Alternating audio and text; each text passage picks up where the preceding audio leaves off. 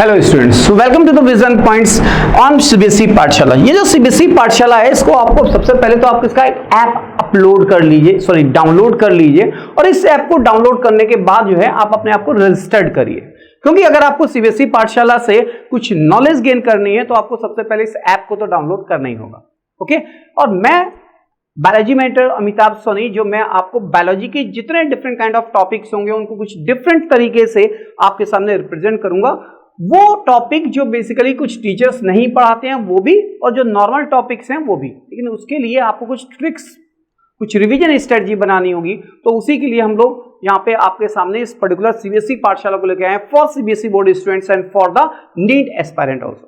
तो अब हम लोग बात करते हैं, जो लास्ट पिछले वीडियोस में हम लोग बात कर रहे थे लिविंग वर्ड के बाद हम लोगों ने शुरू किया था biological classification, that is second chapter of NCERT.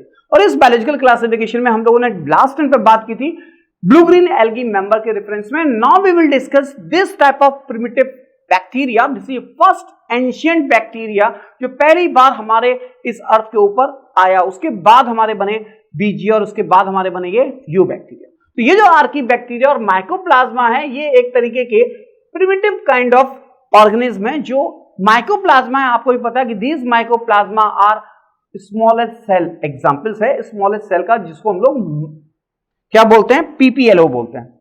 यहां पे इसलिए मैंने एक और चीजें यहां पे शो की हैं, जैसे कि यहां पे ये जो आर्किया है, ये आर्किया को हम लोग आर्की बैक्टीरिया बोलते हैं। यहां आर्किया लिखा इसलिए है क्योंकि एक सिस्टम है जिसको बोलते हैं 3 डोमेन सिस्टम। उस 3 डोमेन सिस्टम के अंदर 3 डोमेन है, जो किंगडम से हायर कैटेगरी होती है उसको बोलते हैं डोमेन। तो वो जो डोमेन है उसमें है eubacteria, archaea and eukarya. तो आर्किया के अंदर होंगे, यहां लिखा है archaea, that is having a eubacteria, euryarchaeota, crenarchaeota and korarchaeota. ये different kind of old terminology है। अगर हम यहां दूसरे तरीके से कहें तो these archaea which are differentiated into the methanogen,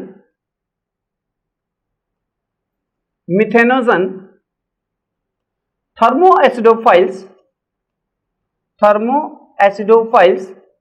and halophiles.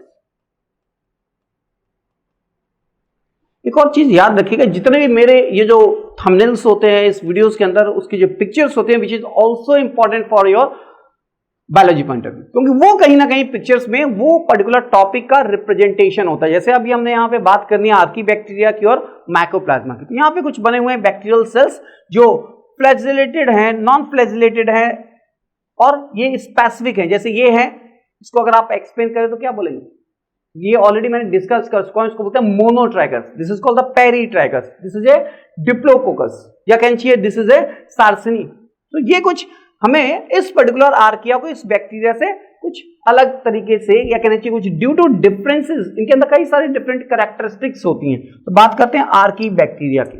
ये जो आर्की बैक्टीरिया है, जैसे मैंने पहले बोला कि this is oldest living fossils, ये इवोल्यूशनरी पॉइंट ऑफ व्यू से प्रिमिटिव है, एंशिएंट है, इसलिए हम इनको ग्रुप ऑफ एंशिएंट बैक्टीरिया भी बोल सकते हैं। ये आर्की बैक्टीरिया का सबसे पहला इंपॉर्टेंट पॉइंट याद रखिएगा, these archaebacteria are mainly present in marshy harshy habit. अगर आप कह सकते हैं तो these are present in extreme condition, जहां भी एक्सट्रीम कंडीशन होगी वहां पे ये आर्की बैक्टीरिया होंगे। जैसे these are present in the highly saline water, highly saline salt lakes, brine formation, जहां पे सॉल्ट कंसंट्रेशन ज्यादा होगी वहां आर्की बैक्टीरिया होते हैं, जहां मीथेन की परसेंटेज ज्यादा होगी वहां आर्की बैक्टीरिया होते हैं, जहां पे एसिडिक कंडीशन ज्यादा होगी, हाई टेम्परेचर होगा, वहां भी आर्की बैक्टीरिया होंगे। तो these are grow in the harshy habitat और द एक्सट्रीम एनवायरमेंटल कंडीशन। दूसरी बात यह कि ये जो आर्की बैक्टीरिया होते हैं ऑब्लिगेट एनाएरोब्स हैं, मतलब these are survive in absence of oxygen. Obligate का मतलब होता है स्ट्रिक्टली, तो these are survive in absence of oxygen. ये जो आर्की बैक्टीरिया होते हैं, आर्की बैक्टीरिया के अंदर जो सेल वॉल होती है, वो सेल वॉल का नेचर और प्रोकैरियोटिक सेल वॉल का नेचर वेरी डिफरेंट होता है। वहां जो सेल वॉल होती है बैक्टीरिया में, अभी आपने देखा होगा, वहां पे हम लोग बोला म्यूकोपेप्टाइडिक नेचर या पेप्टाइडोग्लाइकेन की बनी होती है, जबकि यहां पे जो सेल वॉल होती है which is made up of polysaccharides, ये पॉलीसैकेराइड या ओलिगोसैकेराइड्स की बनी होती है। दूसरी बात कि ये जो आर्की बैक्टीरिया होते हैं, इनके अंदर सेल वॉल की तो चलिए बात ठीक है, तो प्लाज्मा मेम्ब्रेन कैसी होगी, सेल मेम्ब्रेन कैसी होगी? सेल मेम्ब्रेन चाहे वो प्रोकैरियोट की हो, यूकैरियोट की हो, सब लिपिड और प्रोटीन्स की बनी होती है। लेकिन यहां पे जो ये आपका आर्की बैक्टीरिया है, इस आर्की बैक्टीरिया के अंदर जो लिपिड प्रोटीन होती है उसमें थोड़ा सा डिफरेंस ये कि branch chain molecules of lipid होते हैं। जो लिपिड होती है वो branch chain molecules of lipid के फॉर्म में यहां पे प्रेजेंट होगी plasma membrane of Archie bacteria. दूसरी चीज की ये जो प्लाज्मा मेम्ब्रेन है, जो नॉर्मली हम लोग देखते हैं ट्राई लैमिनार स्ट्रक्चर के फॉर्म में यूकैरियोटिक के अंदर प्रेजेंट होती है, जो लिपिड और प्रोटीन की बनी होती है।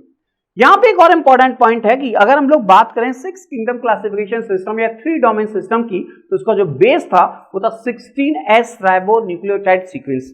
ये जो 16S ribosomal RNA base sequence है, इसकी बेसिस पे हमने 3 डोमेन्स को कैटेगराइज किया। टोटल लिविंग वर्ल्ड में जो ऑर्गेनिज्म थे उनको 3 डोमेन्स में कैटेगराइज किया। पहला डोमेन था आर्किया, दूसरा डोमेन था यू बैक्टीरिया और तीसरा डोमेन था eukarya. So now we will discuss about the archaea, that is archaebacteria. ये जो आर्की बैक्टीरिया है, ये आर्की बैक्टीरिया जो अदर प्रोकैरियोटिक स्ट्रक्चर्स या अदर जो प्रोकैरियोट्स हैं, मोनेरा है, आर्की बैक्टीरिया में एक्टिनोमाइसीट्स हैं, इन सब से थोड़े से डिफरेंट होते हैं। And these are categorized into 3 category, जो अभी मैंने डिस्कस किया। मेथेनोजेंस जो मीथेन प्रोड्यूसिंग ऑर्गेनिज्म होंगे, दूसरा है थर्मोएसिडोफाइल्स जो हाई टेम्परेचर और हाई एसिडिक कंडीशन में ग्रो करेंगे, और हेलोफाइल्स जो हाई सॉल्ट कंसंट्रेटेड प्लेस पर प्रेजेंट होंगे। तो बात करते हैं वन बाय वन। ये जो हमारे तीनों थर्मोएसिडोफाइल्स, हेलोफाइल्स और मेथेनोजेंस है, हमने इनको टेबल फॉर्म में यहां पे लिखा है, तो आपको इजी रहेगा डिफरेंसेस में याद करने में। तो मिथेनो का एक चीज और याद रखिएगा आप लोग, जब कभी कोई चीज आपको समझ में ना आए तो उसको तोड़ देना चाहिए। तो ऐसा नहीं कोई भी चीज ना समझ में आए तो उसको तोड़ देंगे, ऐसा नहीं। बायो की बात कर रहे हैं हम लोग, बात करें जब कोई टर्म आपको ना समझ आए तो उसको वहां से तोड़ देंगे। जैसे मिथेनोजेंस, मिथेनो का मतलब मीथेन और जेंस का मतलब प्रोड्यूस करना, तो जेनेसिस मतलब प्रोडक्शन। तो वो पर्टिकुलर बैक्टीरिया जो क्या करते हो, मीथेन का फॉर्मेशन करते हो, एटमॉस्फेरिक कार्बन डाइऑक्साइड को मीथेनॉल में, फॉर्मिक एसिड में या मीथेन में कन्वर्ट करें, उनको बोलते हैं मिथेनोजेंस। अब आप सोच रहे होंगे सर ये होता कहां है? ये जो बैक्टीरिया होते हैं, ज्यादातर जो रिमिनेंट एनिमल्स होते हैं, जिनके अंदर गाय, भैंस, शीप वगैरह आती है, इनके अंदर रीमेन होता है, जिनके अंदर गट होती है। जैसे हमारा स्टोमक 3 चैम्बर्ड होता है, लेकिन जो रिमिनेंट एलिमेंट्स होते हैं उनके जो स्टोमक होते हैं 4 चैम्बर्ड होते हैं। तो वहां पे एक रीमेन होता है, उस रीमेन के अंदर सेलुलोज डाइजेस्टिंग बैक्टीरिया प्रेजेंट होते हैं जो मिथेनोजेंस होते हैं। तो यहां पे आप कह सकते हैं कि जो गोबर गैस प्लांट के अंदर जो मीथेन गैस प्रोड्यूस होती है वो उन्हीं पर्टिकुलर एनिमल्स के गोबर की वजह से होती है। तो these bacteria which are convert the organic substance like the cellulose into the methane which present in the cow dungs। जितने भी डंग्स होंगे, विच में भी काउ डंग्स, बफेलो डंग्स, उस गोबर के अंदर बेसिकली कुछ स्पेसिफिक बैक्टीरिया होते हैं और वो बैक्टीरिया उनके रीमेन में प्रेजेंट होते हैं जो एटमॉस्फेरिक कार्बन डाइऑक्साइड को या यहाँ सेलुलोज को मीथेन में कन्वर्ट कर सकते हैं with the help of fermentation. तो फर्मेंटेशन कब होगा? इन प्रेजेंस ऑफ ऑक्सीजन या इन absence of oxygen? Definitely in absence of oxygen. जब यहां पे ऑक्सीजन नहीं है, तभी हमने बोला था पहले कि these archaebacteria are anaerobic in nature, obligate anaerobes होते हैं। ये बात तो क्लियर हो गई कि ये जो मीथेन गैस है, ये मीथेन गैस का यूज बेसिकली गोबर गैस प्लांट में होता है। जहां पे गोबर गैस प्लांट लगा होता है वहां मीथेन गैस निकलती है, जिसको हम लोग कुकिंग की तरह या पर्टिकुलर लाइटनिंग के फॉर्म में उसे यूज कर सकते हैं। दूसरी चीज की ये जो मिथेनोजेंस होते हैं, इनके एग्जाम्पल है मिथेनोबैक्टीरियम, मिथेनोकोकस और मिथेनोमाइक्रोबियम। आप कोई भी 1-2 नाम याद रखेंगे। मिथेनोबैक्टीरियम मतलब वो पर्टिकुलर बैक्टीरिया जो मीथेन गैस को प्रोड्यूस करते हो। दूसरी चीज की मिथेनोकोकस, मिथेनोकोकस का मतलब यह है कि ये वो पर्टिकुलर बैक्टीरिया जो मीथेन गैस को प्रोड्यूस तो करते हैं लेकिन वो स्फेरिकल इन शेप होते हैं। दूसरी चीज मिथेनोमाइक्रोबियम, माइक्रोबियम का मतलब स्मॉलेस्ट साइज के होंगे, देखने में बहुत छोटे होंगे, इसलिए उनको मिथेनोबैक्टीरियम, लेकिन मीथेन गैस का प्रोडक्शन करते हैं। ये जो पर्टिकुलर बैक्टीरिया होते हैं, मैंने पहले ही बोल दिया था कि these are present in the ruminant animal of the gut where it digests the cellulose with the help of this fermentation and convert the CO2 into the methane. This is the some of the few points about the methanogens. यह तक बात समझ में आ गई होगी आप। Next बात करते हैं वो पर्टिकुलर बैक्टीरिया, वो पर्टिकुलर आर्की बैक्टीरिया जो थर्मोएसिडोफाइल्स होता है। थर्मो का मतलब होता है टेम्परेचर और एसिडोफाइल्स का मतलब होता है एसिड, फाइल्स का मतलब लविंग। जैसे हाइड्रोफाइल्स, हाइड्रोफाइल्स का मतलब water loving, hydrophobic water heating. यहां क्या है? थर्मोएसिडोफाइल्स। फाइल्स। ये ज्यादातर आर्की बैक्टीरिया वो होते हैं जो हाई टेम्परेचर पे ग्रो करें और उनके साथ साथ वहां पे एसिडिक कंडीशन हो, वहां पे क्या हो, एसिडिक कंडीशन हो, तो उनको बोलते हैं थर्मोएसिडोफाइल्स। तो ये जो बैक्टीरिया होंगे that having a capability to the tolerate the high temperature and high acidic condition, जहां पे पीएच वैल्यू 2 हो जाए, हाई एसिडिक कंडीशन हो जाए, तो वहां पे ये बैक्टीरिया ग्रो करते हैं। अब आप सर ये ऐसी कंडीशन मिलती कहां है देखने को, अभी आप लोग कभी हिमालय रीजन जाएं तो उस हिमालय रीजन में एक जगह है मनाली के पास जिसका नाम है मणिकरण। उस मणिकरण में एक नदी बहती है और उस नदी का पानी इतना ठंडा कि आपकी कोल्ड ड्रिंक फेल हो जाए, और उसी नदी के बगल में एक कुंड है जिसके अंदर हॉट स्प्रिंग वाटर है, जिसके अंदर इतना गर्म पानी है कि आप उसमें पतीले में चावल डाल दीजिए तो वो चावल पक जाता है। अगर आप रुमाल में चना डाल के उस रुमाल को उस पानी में डाल देंगे तो वो भी पक जाएंगे just with in the 5 minute, और चावल तो 2 मिनट में पक जाता है, इतना गर्म पानी है। तो कैन यू इमेजिन कि वहां पे जो बैक्टीरिया ग्रो करेंगे, वहां पे जो आर्की बैक्टीरिया ग्रो करेंगे, उनको क्या बोलेंगे, थर्मोएसिडोफाइल्स। इसलिए आगे लिखा होगा हॉट स्प्रिंग वाटर में ये बैक्टीरिया ग्रो कर सकते हैं। तो दिस इनका पर्पस क्या होता है, ये करते क्या है, ये ऑक्सीडाइज करते हैं सल्फर को। अगर यहाँ एसिडोफाइल्स हैं, एसिडिक नेचर होगा तो वहां कहीं ना कहीं सल्फ्यूरिक एसिड होगा या कोई एसिड होगा, तो करेंगे क्या, ये सल्फर को बेसिकली सल्फ्यूरिक एसिड में कन्वर्ट करते हैं। दूसरा, एंड उससे जो एनर्जी रिलीज होती है उस एनर्जी को यूटिलाइजेशन करते हैं फूड मटेरियल की सिंथेसिस में। इससे जो इस पर्टिकुलर रिएक्शन में जो एनर्जी रिलीज होगी उस एनर्जी को ऑब्टेन करके वो फूड मटेरियल की सिंथेसिस करते हैं, और उस पर्टिकुलर बैक्टीरिया को बोलते हैं, उस आर्की बैक्टीरिया को बोलते हैं thermoacidophiles. For example thermoplasma, thermoproteus, these are the example of this thermoacidophiles. यहां तक क्लियर है। नेक्स्ट है जिसको हम लोग बोलते हैं हेलोफाइल्स। फाइल्स का मतलब मैंने बोला लविंग, हेलो का मतलब सेलाइन, सॉल्ट। जहां पे सॉल्ट होगा, सॉल्ट लविंग होगा, वो बैक्टीरिया जो सॉल्ट लविंग होंगे, सॉल्ट लेक में प्रेजेंट होंगे, ब्राइन में प्रेजेंट होंगे, वहां ये बैक्टीरिया देखने को मिलेंगे। ब्राइन का मतलब होता है, आपने कभी सुना हो जहां नमक बनता है उस नमक में, या आज इस रेनी सीजन की अगर हम लोग बात करें, आप एक कटोरे में 1 चम्मच नमक रख दीजिए ओपन, कुछ दिनों के बाद देखिएगा वो नमक ऑटोमेटिकली पिघल जाएगा। या आपकी जो सॉल्ट के जो कहना चाहिए स्टोरेज होती हैं, शीशियां होती हैं, उनमें भी सॉल्ट पिघल जाता है, निकलता नहीं है बरसात में, क्योंकि वहां ब्राइन फॉर्मेशन हो जाता है। और आपको एक और आज बात बता दें, कुछ ऐसे बीजीए मेंबर भी होते हैं बेसिकली जो सॉल्ट को कंटेमिनेटेड करते हैं, उस सॉल्ट को खाने लायक नहीं बनाते, उस सॉल्ट के अंदर इंफेक्शन क्रिएट कर देते हैं। Such type of salt can not be use for the eating purpose, हम उसको यूज नहीं कर सकते, और उसका large amount of revenue, government का लार्ज अमाउंट ऑफ रेवेन्यू का लॉस हो जाता है उस स्पेसिफिक बीजीए मेंबर की वजह से। क्यों? क्योंकि वो जिस पर्टिकुलर सॉल्ट के ऊपर ग्रो करेगा उसको क्रिस्टलाइज नहीं होने देगा, वो ब्राइन बन जाएगा, पूरा पूरा पानी की तरह खराब हो जाएगा, और अगर नहीं हुआ तो वहां पर रेड रेड कलर के स्पॉट्स क्रिएट हो जाएंगे, उस पर्टिकुलर सॉल्ट की इंपॉर्टेंस ईच पर्पज से खत्म। तो ये इतने हार्मफुल होते हैं बीजीए मेंबर भी।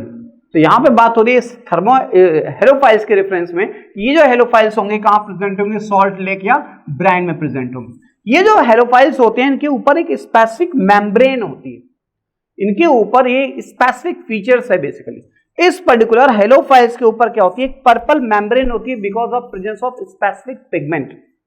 यहां पे इन हेलोफाइल्स के अंदर एक पर्पल मेम्ब्रेन होगी जिसका रीजन होगा कि वहां बैक्टीरियोरोडोप्सिन पिगमेंट होता है, जिसे ये पिगमेंट जिसको बोलते हैं bacteriorhodopsin pigment. These rhodopsin pigment are present in this purple membrane, और ये उसकी वजह से क्या करता है कि ये लाइट एनर्जी को यूटिलाइज करके डायरेक्टली एटीपी का फॉर्मेशन कर देता है।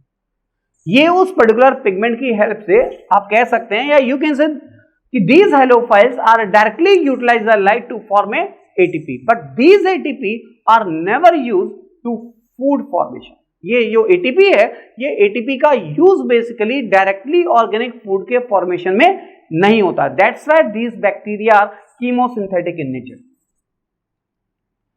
ये जो ATP है, मैंने पहले बोला this can not be use for preparation of food, carbohydrate के फॉर्मेशन में यू बैक्टीरिया की तरह यूज नहीं होती, इसलिए कह सकते हैं these are the non photosynthetic in nature, या कह सकते हैं दीज आर कीमोसिंथेसिस। ये कीमोसिंथेसिस शो करते हैं।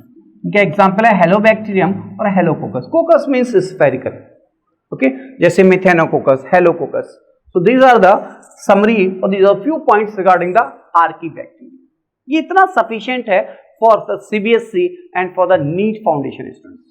वो बच्चे जो बायो लेते हैं उनका कुछ टारगेट होता है, और उसमें जो टॉप मोस्ट टारगेट होता है बायो स्टूडेंट का वो है doctor, to become a doctor. उसके बाद कई सारे डिफरेंट काइंड ऑफ फील्ड हैं, बीटेक इन बायोटेक कर सकते हैं, बीटेक इन नैनो टेक्नोलॉजी कर सकते हैं, बीटेक इन बायोकेमिस्ट्री कर सकते हैं, बायो इन्फॉर्मेटिक्स कर सकते हैं। Lots of field are open after the 12th from bio. ये कंफ्यूजन है कि ऐसा नहीं हो सकता, बहुत कुछ हो सकता है बायो लेने के बाद भी। इवन आप बायो लेके इंजीनियर भी बन सकते हैं। यस, तो आगे बात करते हैं नेक्स्ट एनवायरमेंट टॉपिक की, जिसका नाम है माइकोप्लाज्मा। ये जो माइकोप्लाज्मा है, इस माइकोप्लाज्मा की सबसे इंपॉर्टेंट फीचर्स अगर की बात करें तो स्मॉलेस्ट सेल होती है। इसको हम लोग प्लूरोनिमोनिया लाइक माइक्रो ऑर्गेनिज्म बोलते हैं, प्लूरोनिमोनिया लाइक ऑर्गेनिज्म बोलते हैं, इसको मॉलिक्यूट भी बोलते हैं, और कहीं कहीं इसको मॉलिक्यूट ऑर्गेनिज्म भी कहते हैं। ये जो माइकोप्लाज्मा है ये बेसिकली वो पैरासिटिक, कहना चाहिए कि it is a genus of parasitic और सैप्रोफिटिक बैक्टीरिया जिसके अंदर सेल वॉल नहीं होती। That is a group of, वो जीनस का ग्रुप है जिसके अंदर पैरासिटिक नेचर हो, सैप्रोफिटिक और सेल वॉल ना हो, उसको बोलते हैं माइकोप्लाज्मा। सेल वॉल नहीं होती इसका मतलब है कोई नेकेड प्रोटोप्लास्ट होता है, उसके अंदर प्रोटोप्लास्ट बाहर की तरफ वही मेन आउटर सरफेस पे होगा, और उस नेकेड प्रोटोप्लास्ट की वजह से उसकी कोई स्पेसिफिक शेप नहीं होती, इसलिए इस माइकोप्लाज्मा को जोकर ऑफ प्लांट किंगडम भी बोलते हैं, जोकर ऑफ प्लांट किंगडम। ये जो जोकर ऑफ प्लांट किंगडम बोलेंगे, ये जोकर ऑफ प्लांट किंगडम इसलिए because of presence of plasma membrane. Directly यहां पे प्लाज्मा मेम्ब्रेन दिखाई देगी, उसकी कोई डेफिनेट शेप नहीं होती, सेल वॉल नहीं होती। दूसरी इंपॉर्टेंट पॉइंट ये है कि ये जो हमारा प्लूरोनिमोनिया लाइक ऑर्गेनिज्म है, इसको हम लोग कह सकते हैं दिस इज एल फॉर्म। ये एल फॉर्म भी कह सकते हैं आप इसे, जो स्मॉलेस्ट सेल का एग्जाम्पल है बेसिकली। दूसरी स्मॉलेस्ट, ये बात हो ही चुकी है कि these are the smallest of the free living organism. ये जो ऑर्गेनिज्म है जिसका नाम है mycoplasma, this mycoplasma was discovered by the Louis Pasteur, जिसकी एग्जिस्टेंस को इन्होंने एक्सप्लेन किया, और इन्होंने बोला कि these are the causative agents जो प्लांट और एनिमल के अंदर different kind of disease create कर सकता है, और जो डिजीज क्रिएट होती है which is directly related with the lungs. Pneumonia, जो हमारे कोविड में भी जो वायरस है वो क्या कर रहा है, लंग्स पे इफेक्ट कर रहा है। Pneumonia indirectly you can say कि निमोनिया कॉज कर रहा है, वैसे कुछ ये बैक्टीरिया कॉज करता है। इट इज ए क्योरेबल, अगर ये डिजीज होती है जो माइकोप्लाज्मा डिजीज होगी वो क्योरेबल है। तो यहां पे जो निमोनिया है, प्लूरोनिमोनिया कॉजिंग एजेंट जो है वो क्या है, माइकोप्लाज्मा, जो different kind of contagious disease of cattles के अंदर भी ये निमोनिया जैसी कुछ डिजीज क्रिएट करता है। अगर हम इसकी थोड़े से स्ट्रक्चर की बात करें तो यहां पे ये जो पूरी आप सरफेस देख रहे हैं ये लिपिड प्रोटीन की है, लैपोप्रोटीनेशियस मेम्ब्रेन है, that is called the plasma membrane, क्योंकि इसके ऊपर कोई कवरिंग नहीं है, सेल मेम्ब्रेन नहीं है। ये केवल राइबोसोम्स प्रेजेंट होते हैं, वो भी कैसे 70S।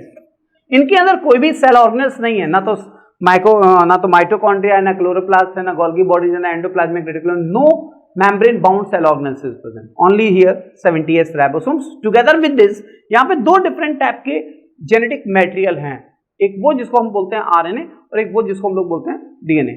यहाँ जो डीएनए होते हैं वो डबल स्ट्रैंडेड होते हैं, कॉइल्ड स्ट्रक्चर्स होते हैं, और यहाँ जो आरएनए होते हैं वो सॉल्युबल आरएनए का मतलब इंडायरेक्टली बहुत छोटे होते हैं, जिनका सेडिमेंटेशन कोएफिशिएंट बहुत छोटा होता है। यहाँ पे जो आरएनए होंगे वो सिंगल स्ट्रैंडेड आरएनए होते हैं। इनके अलावा कुछ यहाँ पे एलिमेंट्री बॉडीज होती हैं, इनको हम लोग बोल सकते हैं these are called the elementary body,